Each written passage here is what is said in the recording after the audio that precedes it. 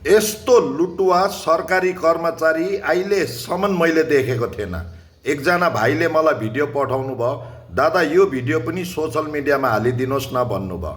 त्यो भिडियो चाहिँ हाम्रो देश भारतको होइन, छिमेकी देश नेपालको भिडियो। एकजना नानीले साइकलमा दसैँको सौदा घरमा लिएर जाँदा पिछाडिबाट बाइक लिएर आएर चाहिँ म सरकारी कर्मचारी हो, साइकलबाट सामान खोसेर आफ्नो बाइकमा राखेको छ।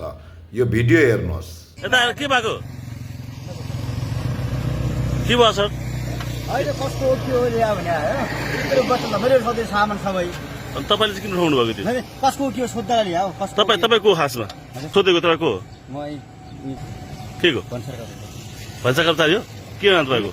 के हो कसो भनेर नाम के हो तपाईँको? हजुर नाम के हो? के हो सर? सोधेको नाम के हो तपाईँको? के त कसो बाबु तपाईँको नाम के सोधेको मैले?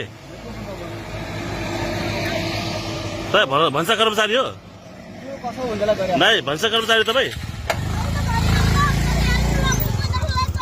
बाबु के भयो बाबु भन्नु त? के भएको?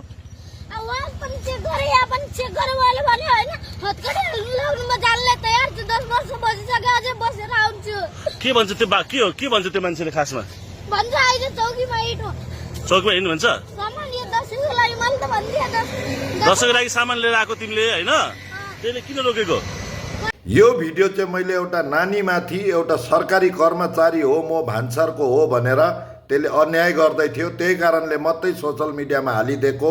यो मान्छे चाहिँ अगर भान्सारको सरकारी कर्मचारी हो भने नेपाल सरकारले यो माथि कडाभन्दा कडा एक्सन लिनुपर्ने।